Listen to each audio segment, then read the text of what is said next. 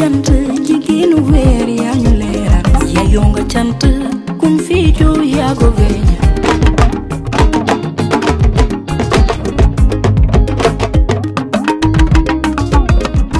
Bonjour chers auditeurs de Jataayu Mimi. Je voudrais aujourd'hui m'entretenir avec vous de la réforme des institutions, mais au préalable, je voudrais m'incliner devant la mémoire des 41 disparus du terrible accident de Nibi, un accident qui a meurtri tous les Sénégalais. Que Dieu les accueille au paradis, et je voudrais également souhaiter un très rapide rétablissement aux nombreux blessés. Hélas, voilà, ce sera le 1e conseil interministériel sur la question. Il y en a déjà eu un en 2012, si je me souviens, avec le Premier ministre Abdou Mbaye. Le second en 2017 et celui-ci. Nous demandons vraiment à l'État du Sénégal de passer de la parole à l'action. C'est ce que attendent les Sénégalais, que le gouvernement prenne son courage à deux mains et applique ses recommandations, en se rappelant également ce qu'a dit un responsable des transports, que pour les visites techniques, il faut que la visite qu'il y ait des services décentralisés. Vous ne pouvez pas quitter Kédougou pour venir faire votre visite technique, etc. Donc ça doit faire partie aussi des propositions. Mais en tout cas, là où on attend le gouvernement, c'est de l'action. Pour revenir à notre sujet, la réforme des institutions devrait, à mon avis, s'intéresser très directement à ce présidentialisme à outrance qui aujourd'hui oppresse les autres pouvoirs. C'est ça la véritable question. Il faudrait, et je pense que voilà, c'était le devoir du président de la République au moment où on parle, de convoquer les assises pour la réforme des institutions et l'approfondissement de la démocratie pour justement renforcer les autres pouvoirs, et que le pouvoir présidentiel, qui est omniscient et omnipotent, se déleste de certaines de ses prérogatives. Et je voudrais faire des propositions concrètes. Je considère par exemple qu'il est important aujourd'hui que le président qui nomme aux fonctions civiles et militaires fasse des propositions à un comité multidisciplinaire qui se chargeront de veiller à la concordance des profils proposés quant à l'exigence d'expertise des différents postes. Comme c'est le cas aux États-Unis. Vous avez le Hearing Committee, ce qui se fait au niveau, je pense, du Sénat. Ici, ça pourrait être une commission multidisciplinaire avec évidemment des personnalités qui ont l'expertise avérée venant de différents secteurs de la nation, qui regarderaient justement les CV proposés, qui poseraient les questions, qui écouteraient la vision justement de ces personnes nommées, qu'ils soient des ministres ou des directeurs généraux, et qui donneraient leur OK ou qui signaleraient avec drapeau rouge des anomalies quant à ceux qui sont proposés. Je pense que ça, c'est important. La deuxième chose, le président de la République qui préside le Conseil supérieur de la magistrature, je pense que son rôle doit se limiter à valider, à apposer sa signature sur les propositions qui sont faites par le comité de gestion des carrières des magistrats. Lequel conseil d'ailleurs supérieur de la magistrature, à mon avis, devrait être ouvert. Parce que la justice, ce n'est pas seulement une affaire de magistrats. C'est également l'affaire des jeunes, des femmes, des consommateurs, de la société civile. Ça, c'est des discussions qui peuvent avoir lieu, de l'Assemblée nationale, par exemple, également, qui pourrait avoir un représentant ou deux. Et évidemment, les magistrats seraient la composition essentielle. Ça permettrait d'avoir une perspective plus large. Et les propositions issues de ce comité de gestion de carrière, le président de la République aurait obligation de les valider. Parce qu'il faut quelqu'un qui gère et qui arbitre. Donc ces pouvoirs là-bas seraient juste des pouvoirs de validation, de propositions qui ne viendraient pas de lui. C'est la meilleure manière, à mon avis, d'assurer l'indépendance des magistrats. Quand un magistrat sait qu'il ne doit pas sa nomination au président de la République, il fait son travail en son âme et conscience, en respectant les lois. Cela me paraît être très important. Évidemment, il y a la gestion de la famille. J'ai fait une proposition, un projet de loi,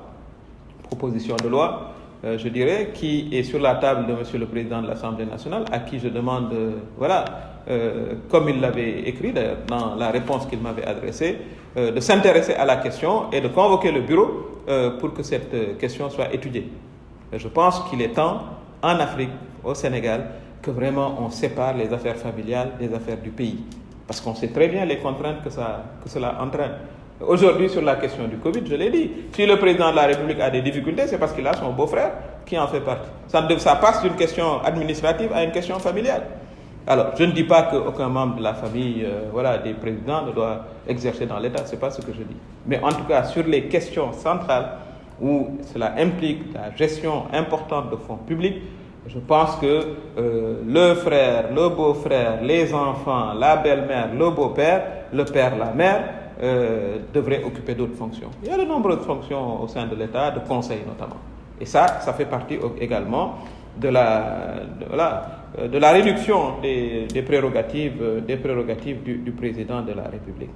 Je pense également qu'il faut renforcer les différents pouvoirs. Comme je l'ai dit, c'est limiter vraiment le pouvoir exorbitant de l'exécutif, à la tête duquel se trouve le président de la République. L'Assemblée nationale devrait retrouver ses prérogatives telles que prévues par la réforme de la Constitution de 2016, qui dit très clairement, qui stipule très clairement que l'Assemblée nationale peut évaluer les politiques publiques. C'est dans ce sens-là que nous avons appelé le Premier ministre, le député Guy Marius Sagna et moi, avons écrit au Premier ministre pour qu'il vienne nous entretenir de la question du rapport de la Cour des comptes sur la gestion de la Covid. Et nous attendons toujours sa présence. Nous avons d'ailleurs écrit au Conseil constitutionnel qui arbitre aussi entre les pouvoirs. Voilà une question d'équilibre des pouvoirs. Une Assemblée nationale qui réclame une disposition très claire dans la loi et l'exécutif qui refuse de l'exécuter. Et pourtant, nous tous, nous sommes supposés travailler dans l'intérêt du Sénégal. Pour ce qui concerne le Haut Conseil des collectivités territoriales et du Conseil économique, social et environnemental, je considère qu'il faut en faire une fusion. Je pense que le pays a besoin d'un organe de conseil. Parce que lorsque vous êtes pris dans la tâche de l'exécutif, vous n'avez peut-être pas le temps de lire la dernière littérature, les dernières recherches. Il faut qu'il y ait un organe de conseil où seraient représentés les différents secteurs de la nation, avec des experts, mais pas des politiciens. Il faut dépolitiser cet organe de conseil. Ça, c'est important, je le répète, il faut dépolitiser cet organe de conseil. Il faut d'ailleurs dépolitiser de nombreux postes de l'exécutif. Je considère qu'il y a des postes où les occupants ne devraient pas faire de politique. Le payeur, le trésorier, le ministre des Finances, le ministre des Forces armées, le ministre de la Justice.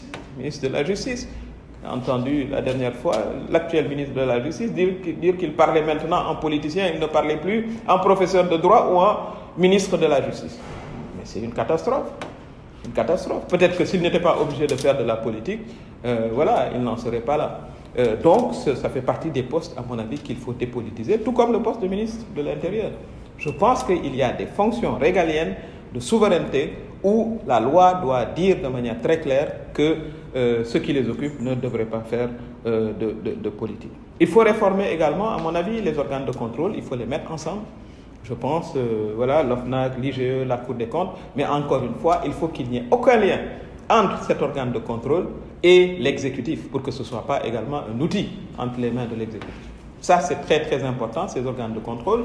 L'IGE doit être décentralisé, les inspecteurs doivent être affectés dans les ministères pour que, à ce niveau-là, ils puissent valider, regarder l'opportunité, la validité des dépenses, l'effectivité des dépenses, et tout cela améliorerait, à mon avis, notre bonne gouvernance. Voilà ce que je voulais dire très rapidement en Wolof, enfin en français plutôt. Je vais m'adresser à 2 ou 3 questions. Je crois que la prérogative de la séparation des pouvoirs est la préoccupation centrale des nombreuses questions que j'ai reçues. Malheureusement, je ne pourrai pas répondre à toutes, mais celle-là me paraît être centrale. Les gens disent comment est-ce qu'on peut davantage séparer les 3 pouvoirs. Mais en réduisant le pouvoir qui est omnipotent, celui du président de la République qui décide de tout. Or, la démocratie aujourd'hui est arrivée à un stade où c'est l'esprit participatif, inclusif, qui prédomine partout. Donc, comme je l'ai dit, le président de la République, dans les nominations, il doit y avoir des contre-pouvoirs, des pouvoirs de vérification, de ces différentes tâches. Ces nominations, déjà, il faudrait qu'elles respectent les dispositions et qu'elles aillent dans ce comité de validation et lui reviennent ensuite. Ça, c'est important. Et qu'on lui demande d'ailleurs pour chaque poste qu'il fasse 3 nominations et qu'il y ait nécessairement une femme, au minimum. Il peut y avoir 3 femmes d'ailleurs, mais qu'il y ait au minimum une femme de ce point de vue-là. Ça, c'est également ce qui nous permettra de rétablir aussi nos équilibres. Parce qu'il y a de nombreuses femmes compétentes, mais on ne les voit pas beaucoup lorsqu'il y a des nominations. Donc ça, c'est important de mon point de vue. Que l'on puisse également, je l'ai dit tout à l'heure, que le président ne nomme pas les juges ni les procureurs, qu'il ne fasse que valider les propositions. Ça, c'est important. Qu'il ne nomme pas non plus les membres de cet organe de conseil. Voilà. Et que ce soit des personnalités proposées par leur secteur, qui soient des experts de leurs différents secteurs. Voilà comment, à mon avis, nous allons renforcer notre démocratie. Et moi, j'invite le président de la République, il doit en faire une tâche essentielle de ces derniers mois à la tête du pays, c'est d'appeler aux assises de la réforme des institutions. Avec ces propositions-là que nous faisons de manière très claire, ce serait également un dernier leg de sa part avant de partir en février 2024. Merci de nous avoir suivis.